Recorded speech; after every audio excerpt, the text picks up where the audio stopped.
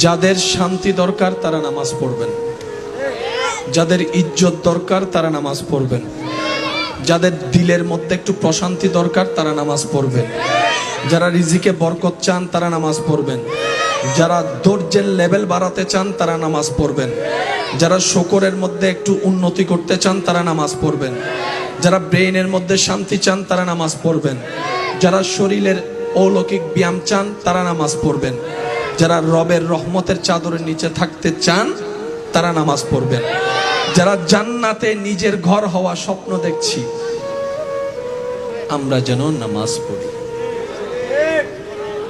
আমি কাউকে জোর করছি না, কারণ জোর করে আর যাই হোক প্রেম হয় না, ভালোবাসা হয় না, মহাব্বত হয় না।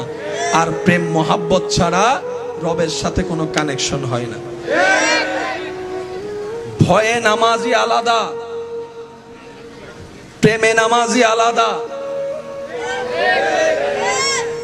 কত সময় তো টিচারের মায়ের ভয়ে নামাজ পড়ছে, মা বাবার বকার ভয়ে নামাজ পড়ছে, ওই নামাজি আলাদা, প্রেমিকের নামাজি আলাদা। সেজন্যই তো আপনারা দেখেন জুমার দিন মসজিদ ফুল হয়, অন্য দিন খালি আর খালি, খালি আর খালি।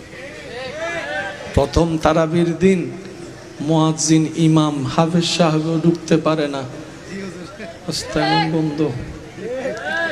দরজায় গিয়ে একজনে বলে যে ভাই একটু জায়গা দেন, ভিতর থেকে মুসল্লি বলে জায়গা নাই যাও।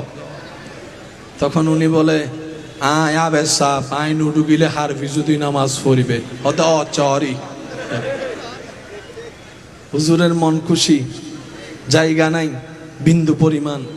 3-4 দিন যখন যায় একটু একটু একটু একটু কমে। গেলি রে কই তোরা?